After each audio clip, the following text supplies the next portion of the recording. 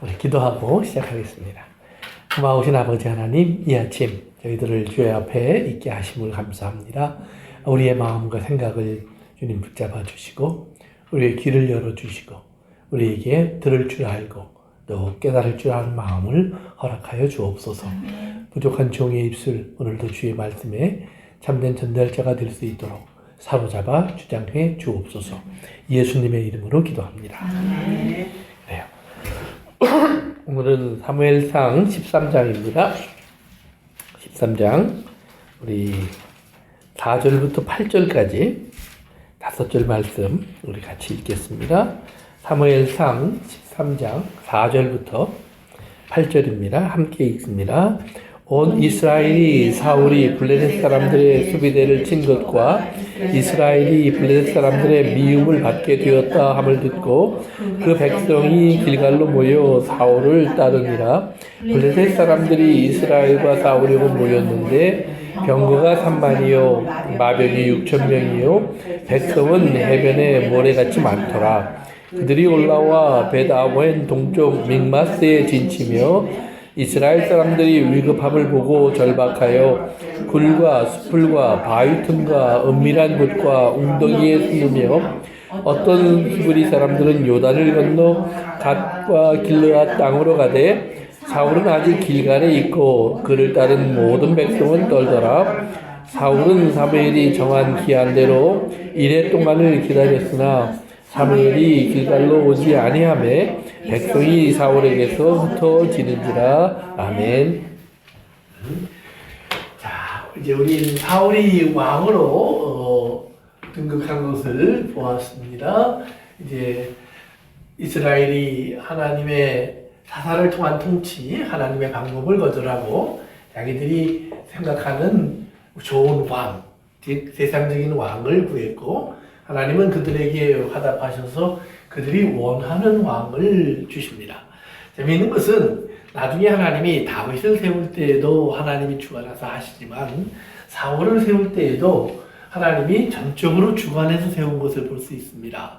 그러니까 우리가 나중에 결론적으로 보면 하나님이 사울은 버리셨고 다윗을 사울 대신에 이스라엘의 왕으로 세우시는데 아니 버릴 사람을 왜 하나님이 세우시고 또 구태여 그 기간을 거쳐서 다윗을 또 왕으로 세우실까? 처음부터 다윗을 하면 되지. 그랬더니 어떤 사람이 그래요. 그때는 다윗이 너무 애기라서 안 됐다. 그것도 틀린 말은 아니에요. 그러나 이제 여기에서 이제 우리가 알아야 될 것은 하나님은 두 가지를 보여주시는 거예요. 하나는 사울을 통해서 하나님은 우리가 원하는 것의 결론이 무엇인가를 보여주는 겁니다. 또 다윗을 통해서 하나님은 하나님이 원하는 것의 결론은 무엇인가를 또 보여주는 겁니다. 그래서 이런 내용들은 나중에 보면 이스라엘 재미집이 있었어요? 오케이. 예, 나중에 그 아브라함의 아들들도 보면 아브라함의 아들이 이스마엘과 이삭 둘로 나눠지죠. 또 이삭의 아들도 야곱과 에서 둘로 나눠지죠. 재미있는 것은 아브라함은 엄마가 달라서 이스마엘과 이삭으로 나눠진다고 생각해 볼 수 있어요. 그러나 이삭까지 오면은 엄마도 똑같고 아버지도 똑같아요. 그런데 야곱과 에서로 또 나눠져요. 그러니까 이런 걸 보면서 우리가 이제 깨달아야 할 것이 뭐냐면 한 사람 안에 둘이 있다는 생각을 해보시면 되는 거예요. 내 안에 둘이 있다. 그럼 뭐가 있어요? 하나는 육체적인 내가 있고 하나는 영적인 내가 있다라는 말이에요. 그런데 우리는 육체로 태어나서 육체로 사는 것에 익숙해져 있다가 하나님을 만나요. 그래서 영적인 사람이 되는 거예요. 그런데 영적인 사람이 됐다고 해서 그러면 하루아침에 육적인 걸 버리고 영적으로 완전해지느냐? 그렇지 않아요. 우리는 자꾸 육적인 세계에 머물고자 하는 습성을 가지고 있어요. 그러면 이것은 뭘 말하느냐? 하나님이 아담을 만들 때부터 하나님이 한편으로는 아담에게 하나님의 형상을 주셨지만 또 한편으로는 아담은 육체를 가지고 있어요. 그러니까 이 육체라는 것이 한편으로는 없어서는 안 되는 거예요. 없으면 우리가 없는 거예요. 그래서 어떤 사람 생각에는 그냥 영적으로 만들어 놔서 그냥 막 이렇게 그러면 우리가 아니에요. 그래서 육체를 통해 하나님은 예를 들면 하나님은 영이시다. 그럼 보여요, 안 보여요? 그렇죠. 이건 볼 수 없고 만질 수 없고 우리가 가까이 할 수도 없어요. 교제할 수도 없어요. 그건 그냥 하나님이실 뿐이에요. 그러나 하나님이 구체적으로 존재하기 시작하시는 방법이 뭐냐? 하나님은 우리 예수 그리스도 안에서 우리가 볼 수 있고 만날 수 있고 대화할 수 있고 교제할 수 있는 분으로 오셔서 자 이제 너와 내가 하나가 돼서 함께하자 이렇게 얘기하시는 거예요. 근데 하나가 돼서 함께 하는데 한 덩어리를 만드는 것이 아니라 나도 있고 하나님도 있는데 이 안에 사랑이라고 하는 관계를 통해서 우리가 이 하나됨을 유지해 가는 거예요. 그러니까 이 사랑이라는 것이 참 재밌는 거예요. 이 사랑이라는 것이 한편으로는 달콤하고 좋고 그렇지만 또 한편으로는 아주 쓰고 힘들고 어려운 거예요. 그러니까 사랑이 없으면 하나는 문제가 안 돼요. 그러니까 요즘 이제 그 AI 뭐 그래서 이제 인공지능이 얘기가 나오고 로봇 얘기가 나오고 막 이런단 말이에요. 그러면 이제 로봇을 만들어서 사람들이 일을 하는데 사실은 로봇을 만들기 시작하면 이제 우리가 처음에 생각했는 그냥 기계가 좀 하니까 우리가 도움을 받아서 좋겠다 그랬는데 점점 지나다 보니까 로봇가 사람처럼 돼버렸다는 말이에요. 거의. 그래서 조금만 지나면 사람이 하는 일을 로봇가 다 할 거라고 하는 얘기까지 나와요. 그런데 로봇과 사람의 차이가 그러면 하나가 만들어지는 거예요. 이게 뭐냐? 로봇은 완전한 형태로 만들어져요. 사람은 아기로 태어나요. 그래서 사람은 성장이라는 과정을 거쳐야 되고 로봇은 그냥 자기가 앞서 시작하면 되는 거예요. 프로그램 된 대로. 그러면 이 둘 차이가 뭐냐? 사람은 이 과정을 통해서 뭘 배워요? 사랑을 배워요. 사람이라는 것이 무엇인가 배우는 거예요. 그 안에서 인격이 만들어지고 그 안에서 사람을 서로 상대하는 가치가 만들어져요. 그렇기 때문에 사람은 우리가 물건처럼 다룰 수 없는 것을 깨달아지는 거예요. 물건은 필요하면 쓰다가 필요 없으면 버리면 되는 거예요. 또 바꿔치기 하면 돼요. 근데 사람은 그게 돼야 안 돼요.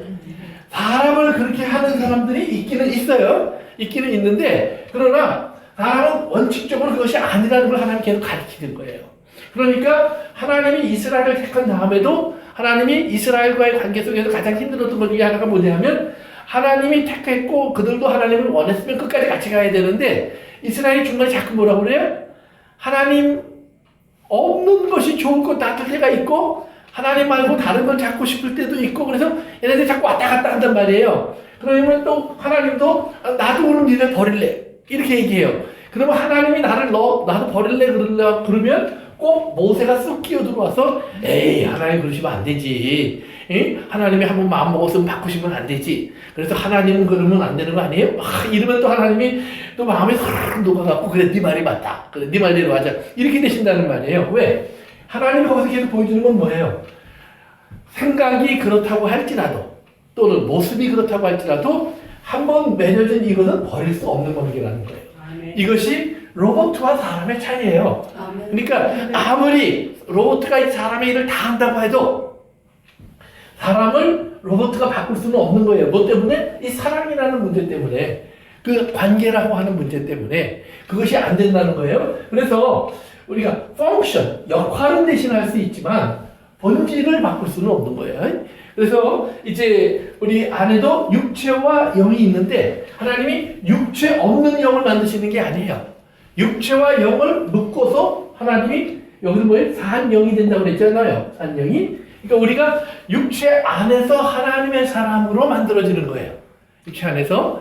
그러니까 하나님은 다시 한번 이스라엘에게 와서 너희들이 육체만을 원한다 이 말이에요. 사울을 원했다는 말은 육체적인 것을 원한다는 거예요.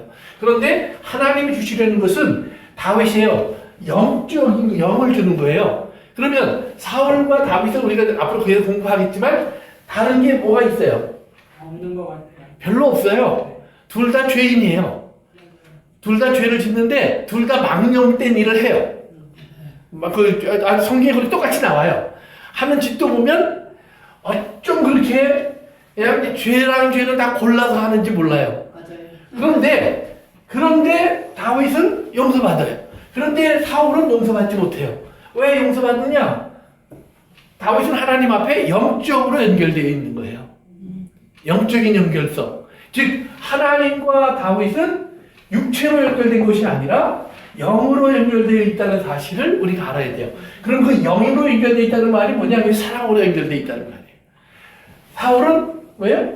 그의 행위, 그의 능력, 그의 모습, 그의 자격으로 하나님과 묶여져 있는 거예요. 이스라엘이 얘기하는 것처럼. 그러면 사울을 통해서 하나님이 계속해서 이스라엘에 보여주는 건 뭐냐면, 자, 전쟁에 나가서 승리도 하고 이기기도 하고 멋지기도 하고 그랬는데 어느 순간부터 뭐예요? 자기 길로 가기 시작해요. 하나님을 버리기 시작해요. 그런데 죄를 짓고 나서도 보니까 돌아와요, 안 돌아와요? 안 돌아와요. 이제 오늘 우리가 살펴볼 내용이 주로 그거예요. 죄를 짓고도 돌아오지 않아요. 그러니까 뭐예요? 자기 길에서 만족하는 거예요. 뭐 돌아가지 않아도 백성들이 자기 좋아하고 또 왕으로 자기가 40년이나 이스라엘을 다스렸으니까 그만하면 뭐 그렇게 나쁜 것 같지도 않고 그리고 자식들도 보니까 나름대로 뭐 훌륭한 장군도 있고 뭐 재미있어요. 그러니까 살만해. 이게 하나님이 꼭 안 도와주셔도 그렇게 큰 문제가 되지 않는다는 말이에요. 그러니까 그런 인생을 그들이 만들어가서 이 땅에서 하는데 하나님 거기서 보여주는 건 뭐냐면 결국 그것은 뭐예요? 다 흙으로 돌아가고 끝나는 거예요. 거기에 남는 것이 없다는 말이에요. 그래서 하나님의 사람 다윗이 되었을 때 하나님 뭐예요? 다윗이라는 이름은 예수 그리스도 안에서 영원히 남아있어요. 그리고 하나님이 기억해요.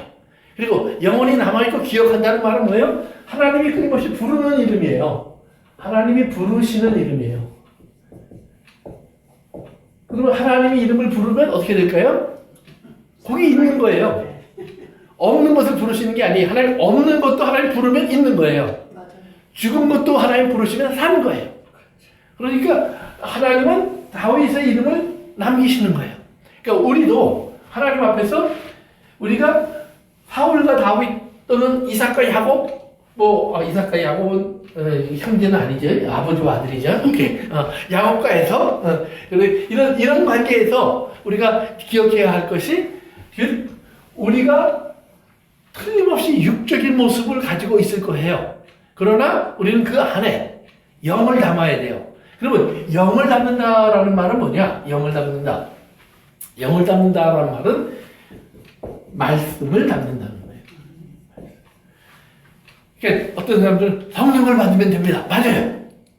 근데 성령은 예수님이 뭐라고 그러냐면 진리의 영이라고. 진리의 영. 그렇죠? 진리의 영은 뭐예요? 우리를 진리 가운데로 인도하는 거예요. 그러니까 성령을 받았는지 안 받았는지 우리가 가장 확실하게 알 수 있는 방법 중에 하나가 그거예요.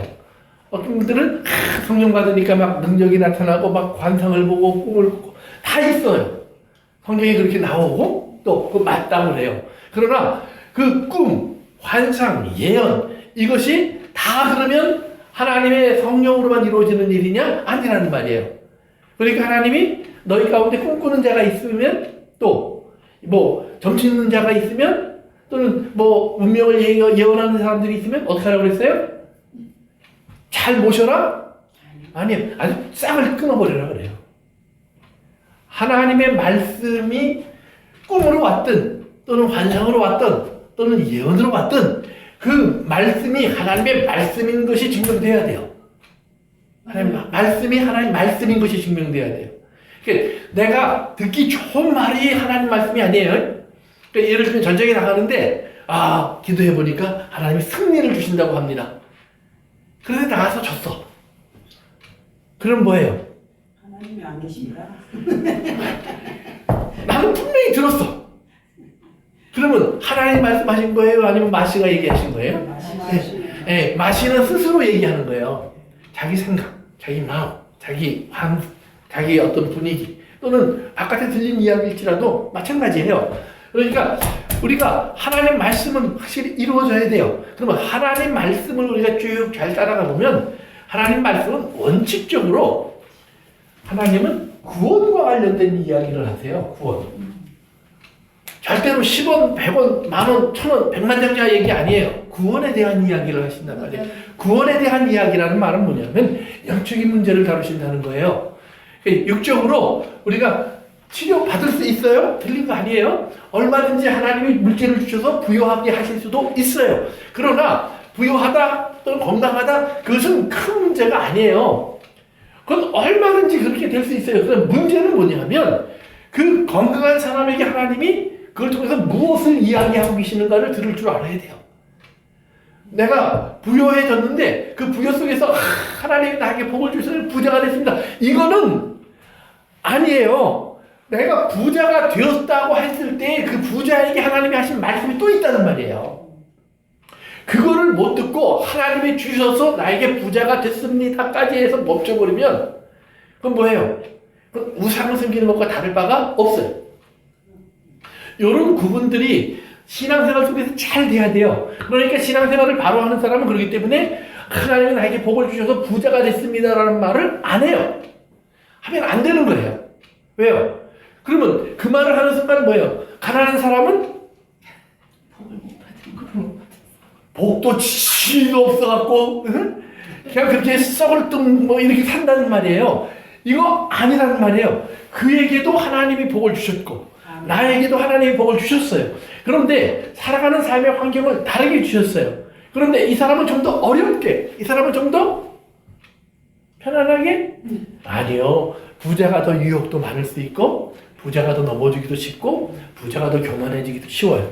어떤 면에서 보면 가난한 것이 더 복일 수도 있어요. 이걸 잘 우리가 보실 줄 알아야 돼요. 그러니까 부자가 자랑한다고 가난한 사람이 시기할 필요도 없어요. 제 전에다가 넘어지고 코피 크게 나는데 나는 넘어져봐야 그냥 코 좀 긁히고 마는데 쟤는 넘어지면 코뼈가 부러져. 이게 얼마나 무서워요. 그러니까 그런 것들을 우리가 서로 바라볼 줄 알아야 돼요. 그리고 또 부자요 성공한 사람은 가난한 사람들 향해서 오히려 뭐예요? 더 겸손하고 내가 당하지 않는 고난을 저들은 겪고 내가 겪지 않는 아픔을 저들이 겪는다면 하나님 뭐예요? 누구에게 더 힘든 일을 맡길까요? 아니죠. 또 믿을 만한 사람에게 더 힘든 일을 맡기겠죠. 그렇죠? 그러면 믿을 만한 사람이 누구였다는 말이에요? 가난한 사람이었다는 말이에요. 가난한 사람. 그러니까 예수님이 힘든 일을 하셨잖아요. 왜요? 예수님이니까. 예수님만이 하실 수 있으니까. 오늘 내가 어떤 자리에 있든 오늘 그 자리는 나만이 할 수 있는 자리예요. 왜 나를 하나님이 이렇게 이런 삶 속에서 이렇게 어렵게 하시고 좀 힘들게 하시고 고통스럽게 하시고 그걸 자꾸 저도 이제 가끔 사람들을 만나면 어떤 분들이 그래요. 아, 그때가 좋았죠. 그때가 좋았죠. 아니요. 그때 내가 거기 계속 있었으면 나는 어떤 사람이 됐을지 몰라요. 그런데 지금이 좋아요. 왜? 지금 나는 하나님과 같이 있으니까. 주님과 안에 있으니까. 내가 거기서 머물지 않도록 하신 것도 하나님의 은혜 가운데서 일어난 일이에요. 내가 여기에 있는 것도 하나님의 은혜 가운데 일어난 일이에요. 그렇기 때문에 우리의 신앙생활은 항상 하나님이 우리를 말씀 가운데로 이끌어 가신다는 것을 알고 말씀이 내게 가까워 내 어디 있어요? 입술에 있고 내 마음속에 있어야 돼요. 그래서 마음으로 믿고 입으로 시인해야 돼요. 그러면 말씀이 내게 가까워서 내 입술에 있고 내 마음에 있다는 말은 뭘까? 누구의 말이 내 마음속에 이렇게 남아있을까요? 성경에 나오는 말씀이 남아있어요. 그렇겠죠? 그래야 되겠죠? 그러니까 말씀을 매일같이 대하면 그 그렇죠. 말씀이 살아서 역사하시고. 그렇죠? 예.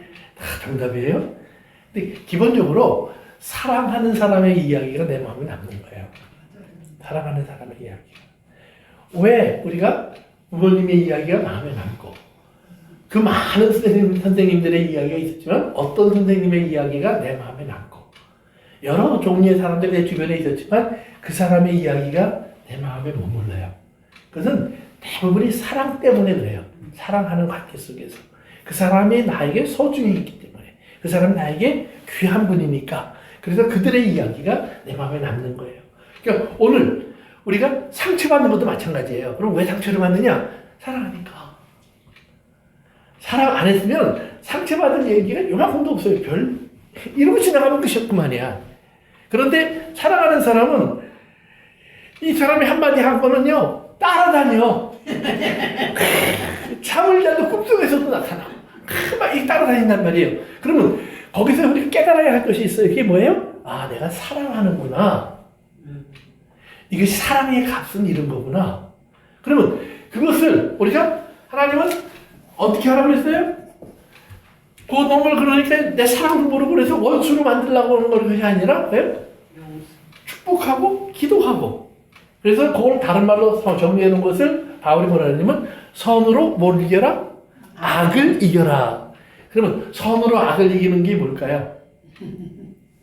사랑으로. 사랑하면 맞아요. 네, 맞아요. 다 틀린 말은 없어요. 근데 중요한 건 그거예요. 저 사람이 악을 했으니까 이럴 때 내가 어떻게 해야지. 그게 아니라 선을 한다는 말은 한결같이 살아간다는 말이에요.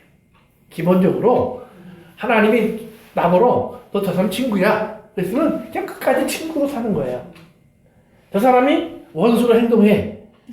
그럴 때 아휴 하나님 지금은 저놈이 원수니까 원수를 어떻게 대해야 하는지 가르쳐 주시오. 그런 거 없어요. 그냥 친구예요. 그러니까 예수님의 제자들이 예수님을 버리고 부인할 때도 제자예요. 여전히. 따라올 때도 제자예요. 그리고 어떨 때는 막 또 신이 나갖고 지들이 예수님보다 막 앞장서갖고 뭐든지 다 똑같이 나설 때도 제자예요.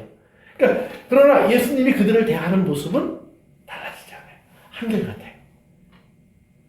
그러니까 우리들의 삶 속에서도 오늘 우리를 세워주신 그 자리에서 내가 그 사람과 어떤 관계를 가져가야 될까? 예를 들면 목사와 성도들의 관계 속에서 목사가 갑자기 삐딱해. 그 맨날 돈만 달라고 그러고 그냥 그러고 살아요. 그러면 성도들이 볼 때 아이고 주님 어쩌다 저런 놈을 우리 목사로 주셨습니까? 그런 마음이 올 수 있단 말이에요. 그럼 그때 어떻게 하면 놈을 버릴까? 그때부터 그걸 궁리하시면 안 된다는 말이에요. 뭐예요? 그를 어떻게 하는 것은 누가 한다고 그랬어요? 그렇죠? 복수는 하나님의 거예요. 왜? 복수는 인간은요 복수하면 뭐가 되냐면 악이 돼요. 나도 모르게 내가 악이 돼요. 선으로 대하지를 못해요. 맞아요. 근데 하나님은 끝까지 선은 선으로 악은 악으로 대해야 돼요. 그건 하나님만이 하실 수 있는 거예요. 그러니까 그건 하나님께만 맡게 되는 거예요. 그리고 우리에게는 너는 한 가지밖에 못해. 그러니까 너 끝까지 선을 행해. 이게 하나님의 명령이에요. 그러면 선을 행해? 선이라는 게 뭡니까? 그러면 하나님은 내가 너에게 처음부터 한 말씀 그대로 살아.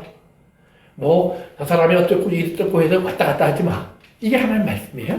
그래서 이제 오늘 본문으로 다시 돌아가면 그러면 이스라엘이 사울을 왕으로 세워서 첫 번째 전쟁에서 큰 승리를 해요. 그래서 암몬 왕이 쳐들어왔다가 이제 사울을 중심으로 이스라엘이 일어나서 그 야베스 사람들을 구출하고 이제 이스라엘이 전쟁을 승리하면서 사울 만세 그러면서 이제 사울이 정식으로 왕이 되어서 이제 이스라엘이 살기 시작하는 거예요. 자 보세요. 여기가 이제 갈릴리 호수고 이제 요단강이 있고 이제 사해예요. 그리고 예루살렘이 여기쯤 있어요. 길갈은 여기쯤이에요. 그리고 여리고는 여기쯤이에요. 이스라엘이 이렇게 넘어와서 이제 요단강으로 건너 들어온 건데 그런데 이제 사울이 왕이 된 다음에 이제 보면 이렇게 돼 있어요. 요 바로 위쪽에 대부분의 땅은 에브라임 지파의 땅이에요. 에브라임 하나님이 땅을 주실 때 이쪽은 단 지파예요. 이쪽은 베냐민 지파예요. 그리고 요 밑은 대부분이 유다예요. 유다 지파의 땅이에요. 그리고 블레셋 사람들은 주로 이쪽에 있어요. 해안가에. 이것이 이제 지도인데 이 블레셋 사람들이 여기까지 들어와 버렸어요. 베냐민 땅까지. 그래서 여기다가 자기네들 파병 부대를 보내서 그 지역을 관리하게 한 거예요.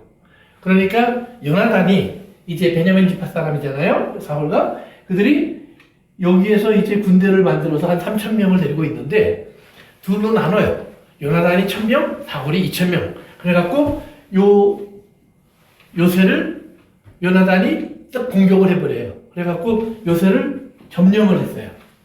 그러니까 블레셋 사람들이 듣고 얘네들이 좀 요즘 좀 이상하더니 제대로 좀 일어났네? 이번에 우리가 본때를 보여주겠다. 그래서 지난번에 한번 졌으니까 이번엔 총동원령을 내린 거예요. 그래서 마차, 전차전, 요즘으로 말하면 탱크예요. 탱크 3만 대.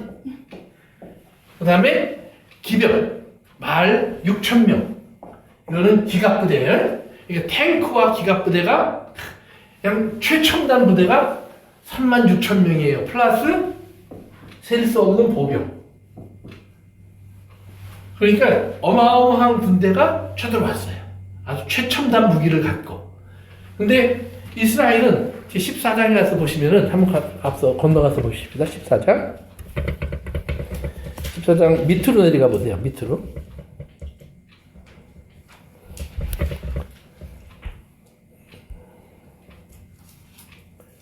잠깐만요. 조금만 내려갑시다. 너무 많이 내려갔다.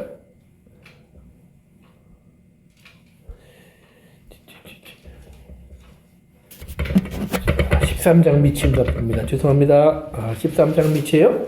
13장 22절. 싸우는 날에 사울과 요나단과 함께한 백성의 손에는 칼이나 창이 없고 오직 사울과 그의 아들 요나단에게만 있었더라. 이렇게 나와요. 자, 전쟁을 하는데 창칼은 딱 2자루밖에 없고 나머지 군대는 맨손이라는 거예요. 이게 가능해요? 안 해요? 이건 말도 안 되는 거죠.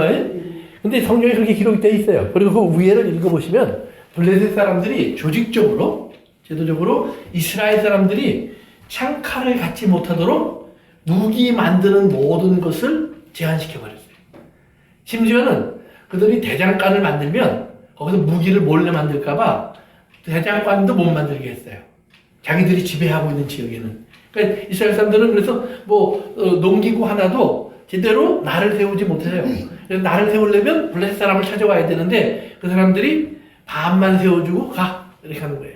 이게 참 힘들게 사는 거예요. 그러니까 전쟁을 막상 하려고 해도 무기도 제대로 없었다는 말이에요. 더구나 블레셋 사람들이 이렇게 쳐들어와서 여기에 이제 진을 친 거거든요. 여기서 여기까지 온 거예요. 베냐민 지파가 있는 여기까지 진을 쳤는데 이러면서 지나가는 모든 이스라엘 사람들을 검색하는 거예요. 그래서 창이나 칼 가지고 가면 어떡할까요? 그냥 죽이겠죠. 그러니까 그냥 사울이 오라고 그랬는데 빈손으로 다들 온 거예요. 제대로 갖지도 못하고. 그러니까 막상 전쟁을 하려고 하니까 가진 게 거의 없어요. 이스라엘에 원래 창칼이 없는 건 아니에요. 여호수아 때도 전쟁을 했고 또 우리가 사울이 처음 전쟁을 해서 암몬 왕도 이겼고 그러니까 나름대로 무기가 어느 정도 갖추고는 있었을 거예요.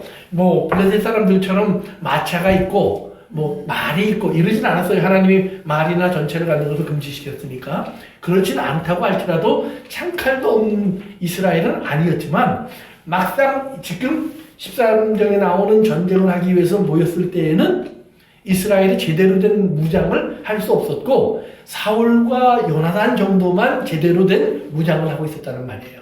그러니까 전쟁이 제대로 치러질 수가 없는 거예요. 그런 입장에서 이제 이 전쟁의 준비가 시작돼요. 그러니까 이제 보세요. 베냐민까지 와 있는 블레셋의 부대, 전방 부대를 이제 베냐민 요나단이 쳐서 정복시키고 난 다음에 블레셋 사람들이 총동원령을 내려서 이리로 쳐들어와서 진을 치니까 베냐민은 요나단은 그대로 이 지역에 남아 있는데 사울은 길갈이라는 곳으로 다시 가요. 길갈은 어디냐? 사무엘이 자기를 왕으로 세웠던 곳이에요. 그래서 다시 이쪽으로 가서 온 이스라엘에게 싸울 사람 다 모여라 그래요. 그러니까 오늘 본문에 나오는 것처럼 이런 상황이니까 우리가 일단은 사울한테 가보자. 그래서 사울한테로 왔어요. 근데 사람들이 많이 왔는데 아무리 많이 모여봐도 거기 보니까 누가 없냐면 사무엘이 없어요. 사무엘. 그때까지만 해도 사울이 왕이 된 지는 얼마 안 됐고 하나님의 뜻을 전달하는 건 사무엘이 했고 그러니까 사무엘을 사람들이 이제 기다리는 거예요. 또 사울도 사무엘이 와서 하나님께 묻고 하나님의 뜻을 한 다음에 우리가 전쟁에 나가야 된다. 여기 모여 있어라. 이렇게 얘기를 하는 거예요. 그런데 이 군대들이 쳐들어와서 가만히 있는 게 아니라 북쪽으로, 서쪽으로, 동쪽으로 부대들을 자꾸 보내갖고 약탈을 하기 시작하는 거예요. 그런데 그들이 가지고 있는 무기나 능력을 보니까 이스라엘 사람들이 도저히 상대가 되질 않아요. 그래서 모였던 사람들이 자꾸 강 건너가고 도망가고 숨기 시작해요. 그래서 뿔뿔이 흩어지는 거예요. 그러니까 사울이 이걸 보더니 어떻게 돼요? 마음이 초조해져요. 그런데 시간이 지날수록 이제 사무엘이 나 빨리 와야 되는데 오질 않는 거예요. 사무엘이 일주일, 7일만 기다리면 내가 가겠다고 그랬는데 7일이 땡 넘어버렸네. 그러니까 사람들이 뭐예요? 더욱더 사무엘도 버렸나 보다. 하나님이 안 보내시나 보다. 그러면 이 전쟁은 하나만 하다. 그리고 싹 흩어져 버리는 거예요. 그러니까 사울이 급하니까 어떻게 하느냐? 제사를 드려요. 제사를 드려요. 그래서 빨리 제사를 하는데 재밌는 거는 그 당시에 14장으로 한번 가보세요. 14장 18절인가 이렇게 될 거예요. 가봅시다. 18절에 보시면 사울이 아히야에게 이르되 하나님의 교회를 이리로 가져오라 하니 그때 하나님의 교회가 이스라엘 자손과 함께 있음이라 이렇게 나와요. 그러니까 그 말이 좀 이상한 말이에요. 거기 있으면 안 되는 말이 거기 나오는 거예요. 하나님의 교회라는 건 법궤를 얘기하겠죠. 우리가 알고 있는 것처럼 법궤는 엘리의 제사장 두 아들이 사무엘상 3장 4장에 있는 전쟁에서 블레셋을 빼앗겼다가 법궤가 스스로 돌아와서 기럇 여아림이라고 하는 곳으로 이제 이스라엘이 모셔다 놓고 거기에서 가지고 있었어요. 그래서 7장에 보니까 거기에 오래 머물러 있었더라. 그리고 나중에 이제 사무엘하 또는 역대상에 가서 보시면 다윗이 왕이 된 다음에 예루살렘 점령하고 그 다음에 궁궐 짓고 하나님의 그 법궤를 모셔오겠다 그래서 기럇 여아림에 가서 가져와요. 그러니까 여기에 지금 갑자기 하나님의 법궤가 등장하면 돼야 안 돼요? 안 되는 거예요. 그런데 그 밑에 보면 19절을 보세요. 사울이 제사장에게 말할 때에 이제 가져와라 그랬으니까 말할 때에 블레셋 사람들의 진영의 소동이 점점 더한지라 사울이 제사장에 이르되 내 손을 거두라 하고 이렇게 얘기해요. 그러니까 이 말은 뭐냐면 제사장들이 하나님 앞에 이제 물었다는 말이에요. 사무엘 대신에 제사장들이 이제 사울의 명령을 받고 하나님 우리가 전쟁에 나가야 되겠습니까? 안 나가야 되겠습니까? 이걸 물어보는 거예요. 그러면 이것을 원래 여호와의 법궤 앞에 가서는 물어보게 돼 있느냐? 아니. 하나님의 법궤는 이스라엘이 1년에 몇 번 들어가요? 한 번밖에 못 들어가요. 딱 한 번. 누가? 대제사장만 들어가요. 그것도 특별한 날에만 들어가요. 다른 날에 들어가서 보거나 함부로 들어가면 죽어요. 그러니까 이거는 말이 안 돼요. 두 번째도 아까도 얘기했지만 법궤는 자기들이 들어가서 하나님 우리가 전쟁에 나갈까요 말까요를 물어보는 곳이 아니에요. 법궤는 하나님 앞에 죄의 용서를 받고 그 용서 받은 것을 가지고 대제사장이 나와서 하나님이 우리를 용서하셨고 올 한 해도 또 우리와 함께 하시겠다고 말씀하셨습니다. 이제 우리는 하나님이 함께하는 평안을 누릴 수 있습니다. 이 이야기를 하는 것이지 우리가 어떤 전쟁이 일어났고 어떤 문제가 생겼을 때 하나님 우리가 어떻게 하면 좋아요? 가뭄이 왔는데 어떻게 하면 좋아요? 뭐 이렇게 하는 데가 아니에요. 그런데 그러면 이거는 어디서 하는 거냐? 성경에 보면 하나님이 대제사장 만들 때 에봇이라는 조끼를 입혀요.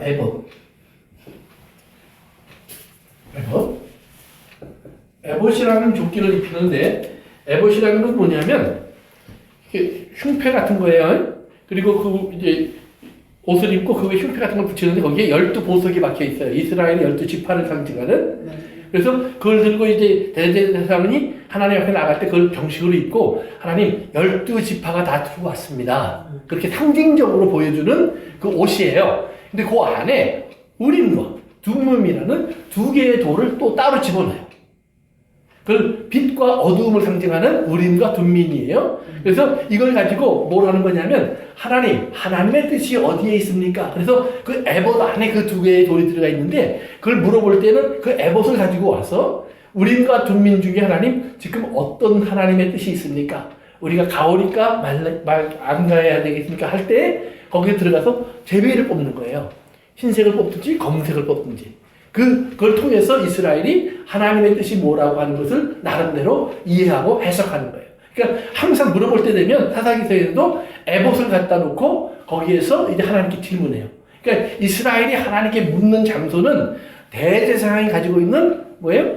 에봇 안에 우림과 둠민을 담아놓고 거기서 하나님 뜻이 무엇입니까를 묻고 이제 하나님 뜻의 결정이 왔을 때 이제 그것을 돌을 집어서 하나님이 검은 돌을 줬습니다. 흰 돌을 줬습니다. 이렇게 해서 이제 이스라엘이 그걸 확인하는 거예요. 그러니까 여기서 하나님께 묻기 위해서 가지고 와 있었던 것은 아마 법궤 자체가 아니라 대제사장이 입어야 할 옷을, 에봇을 가지고 제사장들이 이제 하나님께 묻기 위하여서 이제 엎드려 있는 모습이 바로 이렇게 표현된 것이 아닐까라고 생각을 해요. 그게 답이라는 말은 아니에요. 그러나 일반적으로 그렇지 않고는 상식에 지금 이 법계에 대한 문제가 해결되지 않아요. 그래서 그걸 해결하기 위해서 많은 고민을 한 사람들의 결론이 뭐냐면 아마 그랬을 거다. 그것이 이제 이렇게 표현된 것이다. 그래서 어떤 성경에 보면 사실은 여호와의 교라는 말 자체가 빠져요. 없어요. 그냥 하나님께 묻더라 이렇게만 나와요. 그래서 하나님께 묻는데 거기 여호와의 교라는 것이 어떤 성경에는 있고 어떤 성경에는 없어요. 이 말은 뭐냐면 이 히브리 말로 쓰여져 있는 성경 또는 헬라 말로 쓰여져 있는 성경을 찾아보다 보면 어떤 데는 그것이 나오고 어떤 데는 안 나오니까 우리가 이걸 이것이 없던 것이 들어온 것이 아닐까라고 생각을 하는 거예요. 그래서 이제 이렇게 묻는데 재미있는 것은 그 다음이에요. 19장이에요. 19절이에요. 사무엘상 14장 19절. 사울이 제사장과 말할 때 블레셋 사람들의 진영의 소동이 점점 더한지라 사울이 제사장에게 이르되 내 손을 거두라 하고. 그 말은 뭐냐면 아직 하나님의 뜻을 제사장들이 받은 게 아니에요. 그런데 사울이 야 그만둬. 야, 너 뭐 물어볼 필요도 없다. 야 나가면 되겠다. 이렇게 얘기하는 거예요. 그래서 하나님 뜻을 아는 것을 중단시켜버려요. 그러니까 사울이 아까 13장에서는 제사를 드렸어요. 제사를 사무엘이 오지 않으니까. 근데 14장에서는 제사장들이 하나님께 묻는 것을 중단시켰어요. 그렇죠? 중단시켰어요. 그리고 15장에 가면 우리 한번 15장으로 가봅시다. 15장. 하나님이 이스라엘 사람들에게 아말렉을 치라고 그래요. 아말렉은 아까 여기 지도 속에서 보면 여기서 하는 전쟁은 마쳤고 이 밑으로 쭉 내려가는 거예요. 아말렉은 이제 이스라엘이 건너왔던 광야 지역이 주로 있어요. 남쪽으로 쭉 내려가야 돼요. 거기까지 가서 전쟁을 하라고 해서 급속히 하나님은 지금 사울의 전쟁을 승리로 이끌어가고 있는 거예요. 블레셋 이 군대도 이기고 그 다음에 이제 아말렉도 치고 해서 이제 사울의 초창기에 승승장구하는 모습이 이제 그렇게 되는 건데 그 승승장구하는 모습 속에서 하나님이 뭐라고 했냐면 여기 가서 아말렉을 칠 때는 싹 다 죽여라 그래요. 짐승도 어린아이도 노인도 여자도 남자도 왕부터 종까지 다 죽여라 그래요. 그러니까 이제 뭐 그 안에 생각해 볼 문제는 이제 우리가 있죠. 질문이 하나님 그렇게 잔인한 하나님이 맞습니까? 그런데 나중에 얘기하기를 하고 일단은 여기까지 가서 전쟁을 해서 딱 다 죽이라고 하니까 사울이 갔어요. 그리고 전쟁에서 이겼어요. 그리고 신이 나서 돌아와요. 사무엘이 그 돌아오는 사울을 마주하러 나가요. 그런데 신이 나서 돌아오는 사울과 이제 마주하는 사무엘이 만나기 전에 그날 밤에 하나님께서 사무엘에게 말씀하세요. 내가 사울을 세운 것을 후회한다. 그러면서 왜 제가 내 말을 그렇게 안 듣니? 내 말을 안 듣니? 그래요. 그래서 무슨 일입니까 하나님? 그랬더니 하나님이 죽이려는 건 다 살려갖고 양도 데려오고 소도 데려오고 사람도 데려오고 또 보석도 가지고 온다. 그러니까 사무엘이 나가서 사무엘을 만나면서 사무엘이 나가서 사울을 만나면서 들어보니까 양소리, 소소리, 낙타소리 다 들리는 거예요. 그래서 사무엘이 묻죠. 저게 무슨 소리입니까? 그때 사울이 나가서 너무 좋아갖고 하나님 말씀대로 내가 전쟁을 했더니 우리가 크게 이겼습니다. 그리고 이겨서 승리했을 뿐 아니라 하나님, 당신의 하나님께 그렇게 말을 해요. 당신의 하나님께 예배드리려고 제사 드리려고 소도, 양도 좋은 것들만 골라서 가지고 왔습니다. 아각도 하나님께 드리려고 죽이지 않고 산채로 붙잡아 왔습니다. 그러니까 사무엘이 왕이 망령된 일을 또 했습니다. 하지만 너 왜 곤란합니까? 그러면서 이렇게 얘기를 해요. 15장으로 가보세요. 15장. 그래서 조금 밑으로 내려가시면 17절입니다. 17절 같이 읽어볼까요? 15장 17절 시작. 사무엘에 왕이 스스로 작게 여길 그때 이스라엘 지파의 머리가 되지 아니하셨나이까 여호와께서 왕에게 기름을 부어 이스라엘 왕을 삼으시고 그렇게 해요. 그러니까 하나님 앞에서 저가 작게 여길 때라는 말은 뭐냐면 하나님 말씀하옵소서 내가 듣겠나이다. 종과 같은 사람. 아버지 앞에 어린 아들처럼 아버지 말씀하세요. 제가 들을게요. 선생님, 말씀하세요. 제가 배울게요. 그런 자기를 낮추는 사람. 말이 들어올 줄 아는 사람이 된 거예요. 그래서 말을 들을 줄 아는 사람이었는데, 이제 밑으로 내려가서 보시면 19절에 어찌하여 왕이 여호와의 목소리를 청종하지 아니하고 탈취하기에만 뭐해서 급해서 여호와께서 악하게 여기는 일을 행하셨나이까. 그랬더니 사울이 사무엘에게 뭐라고 말하냐면 나는 실로 여호와의 목소리를 청종하여 여호와께서 보내신 길로 가서 아말렉 왕 아각을 끌러왔고 아말렉 사람들을 진멸하였으나 다만 백성이 자기는 말로 다 지켰는데 백성들이 문제다 이 말이에요. 핑계대. 예. 그러니까 근데 자기도 누굴 데려왔어요? 아각을 죽이지 않고 데려왔어요. 아각 죽이라고 그랬는데, 그러니까 자기가 한 것은 이거는 그래서 상징적으로 하나님 앞에 우리가 승리했습니다를 보여주기 위해서 한 것뿐이고, 나는 말씀을 다 듣고 그대로 한 거예요. 하나님, 요거 한 가지는 그것 때문에 안 한 거니까 그거는 뭐 문제될 거 없잖아요. 이러는 거예요. 다만 백성들이 그러는 걸 제가 어떻게 하겠습니까? 저들이 하나님 앞에 예배 드리려고 보세요. 당신의 하나님 여호와께 제사하려고 양과 소를 끌고 왔나이다 하는지라. 그 포장은 참 멋있죠, 그렇죠? 포장은 참 멋있는데 아니다라는 말이에요. 그러면 이제 우리가 결론적으로 요것만 얘기하고 마칩시다. 그러면 하나님이 왜 13장의 제사, 왜 14장에 하나님께 묻던 제사장들을 중단시킨 사울의 행동, 그리고 15장에 이제 사울이 아말렉을 치고 돌아올 때 가지고 왔던 전리품, 이런 것들을 하나님이 지적하면서 왜 그렇게 하셨느냐, 이제 여기서 중요한 변화가 나타나요. 그러면 사울이 제사를 드릴 때 어떤 목적으로 제사를 드렸을까?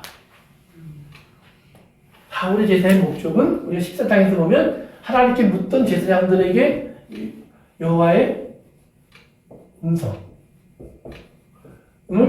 찾던 제사장들에게 손대 그만해 그랬단 말이에요. 뭘 때문에? 환경이 유리해지니까.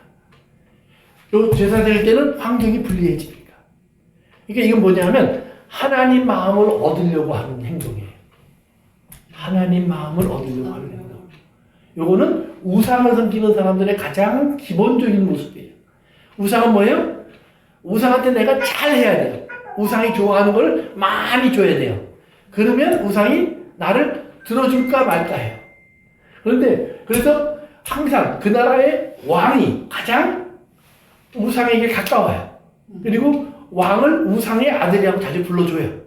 왜 그러냐면 왕이 가장 멋지게 신전을 짓고 왕이 가장 많은 제물을 드리고 왕이 가장 많은 제사를 드릴 수 있으니까 신이, 우상이 왕을 좋아할 거라고 다들 생각하는 거예요. 그러니까 왕과 신을 일치시켜버리는 거예요. 근데 하나님은 뭐예요? 이스라엘을 부를 때 제사 잘 드리고 돈 많고 큰 집 지어주고 그건 조건이 아니었죠. 작고 보잘 것 없고 아는 사람 없고 찾는 사람 없어서 내가 너의 아버지인 걸 알려주려고 내가 너희를 불렀다. 그러니까 하나님의 앞에 드리는 제사와 이 모든 것은 이 안에 그래서 예수 그리스도 안에 있는 하나님의 십자가의 사랑이 있는 거예요. 사랑. 그러니까 이 십자가의 사랑은 뭐예요? 제사 드렸다 해서 내가 하나님께 잘했죠? 이게 아니라 하나님 너무 감사합니다. 내가 무엇이라고 이렇게 사랑하십니까? 이스라엘이 무엇이라고 하나님 이렇게 은혜를 베푸십니까? 이제 우리가 블레셋 앞에 있습니다. 두렵고 떨립니다. 하나님, 우리가 어찌하오리까? 하나님의 뜻이 무엇인지를 알게 하십시오. 그것이 때로는 패배일 수도 있어요. 승리일 수도 있어요. 가난일 수도 있어요. 쫓겨다님일 수도 있어요. 그럼에도 불구하고 하나님의 뜻이 무엇인지를 알기 위해서 엎드리는 거예요. 그러니까 들으려고 엎드리는 거지. 했어요 하나님? 이거 아니에요. 내가 무엇을 했고 이것이 제사, 사울의 제사예요. 그건 우상의 제사예요. 하나님은 그것을 아주 극도로 싫어하세요. 하나님의 드리는 모든 제사는 항상 예수 그리스도의 십자가예요. 예수 그리스도의 십자가를 표현한다는 말은 뭐예요? 하나님이 주신 사랑의 선물이에요. 우리의 죄를 덮는 하나님의 은혜의 방편이에요. 그러니까 제사는 내가 하나님께 뭘 드리는 게 아니라 하나님이 나에게 주신 것을 받는 행동이에요. 그런데 사울은 전쟁에 나가기 위해서 이거 안 하면 안 되니까 라고 생각한 거예요. 그러니까 사무엘이 와서 당신이 망령된 일을 했습니다. 이 말이에요. 하나님을 우상화시켰습니다. 하나님이 가장 싫어하는 행동을 당신이 했습니다. 제사가 틀렸다 맞다를 얘기하는 게 아니에요. 제사를 드린 당신의 행동이, 동기가, 마음이 틀렸습니다. 당신이 지금 전쟁에 급하니까 제사 드린 거 아닙니까? 이거 하면 백성들 마음을 붙잡고 흩어지는 백성들, 그리고 하나님이 도와줄 줄 알고 그래서 나가서 전쟁하면 이길 것 같으니까 아닙니다. 하나님이 원하시는 것은 당신이 여전히 하나님의 은혜 아래서, 하나님, 나는 이스라엘이라는 나라를 이끌어가기 자격이 없지 않습니까? 이스라엘은 하나님 앞에 이 땅에서 블레셋 앞에 보니까 저렇게 흩어지는 그런 양 같은 존재밖에 되지 않지 않습니까? 그런데 우리에게 하나님의 이름을 주셨고 하나님의 자녀라 부르셨사오니 하나님, 여기서 우리가 어떻게 하면 하나님의 자녀다울 수 있을까요? 여러분들에게 위기와 어려움과, 아까도 악을 얘기했지만 악이 왔을 때 뭐예요? 하나님, 어떻게 하면 우리가 선의 자리를 지킬 수 있을까요? 하나님의 아들다운 자리를 지킬 수 있을까요? 그러니까 내가 편안한 자리가 아니라, 배부른 자리가 아니라 하나님의 자녀다운 모습을 구하는 그 자리를 지금 사울은 하나님을 자기 편으로 만드는 행동으로 바꿨다는 말이에요. 이것이 계속 이어지는 거예요. 15장의 마지막에 뭐라고 그랬어요? 당신의 하나님께 제사 드리려고. 하나님이 사무엘이 그러죠. 제사를 기뻐하십니까? 제물을 좋아하십니까? 하나님이 좋아하시는 말을 듣는 겁니다. 듣는 겁니다. 자, 우리의 신앙생활 속에서 항상 기억하세요. 하나님 말씀이 들리지 않는 순간들이 있을 거예요. 여러 가지예요. 하나는 내가 뭘 자꾸 하고 많이 이루었을 때 하나님 말씀이 들리지 않을 거예요. 내가 하나님께 영광을 돌리고 있다라고 생각하고 주변의 사람들도 다 나를 하나님께 영광을 돌리는 사람이라고 칭찬하는 소리가 들려질 거예요. 그때 조심하세요. 두 번째, 내가 어떤 분노와 악에 쌓여 있을 때 조심하세요. 왜요? 그때 우리는 쉽게 육체로 돌아가서 사람이 되려고 해요. 하나님의 자녀라는 자리를 잃어버리려고 해요. 그때 기도하세요. 하나님, 내가 육이 되려고 합니다. 내가 에서처럼 행동하려고 합니다. 나는 차라리 야곱이 되어서 도망가려고 합니다. 야곱이 되어서 도망가면은요, 하나님이 그를 돌아오게 하실 수 있어요. 그런데 에서처럼 행동하면 하나님이 그를 못 도와요. 오늘 나를 연약하게 여기시고 하나님 나를 불쌍히 여기시옵소서. 그래서 자기의 육체를 십자가에 못 박는 하나님의 사람이 되시기를 바랍니다. 기도합니다. 고마우신 아버지 하나님, 우리가 이 땅에서 하나님의 자녀로 산다고 하는 것이 무엇인가를 다시 한번 기억하게 하옵소서. 전쟁과 같은 이 땅의 하루하루의 삶 속에서 우리가 우리의 마음과 생각을 예수 그리스도의 이름으로 지켜주시는 하나님의 은혜를 구합니다. 성령님 오셔서 나를 붙잡아 주옵소서. 예수님의 이름으로 기도합니다. 네.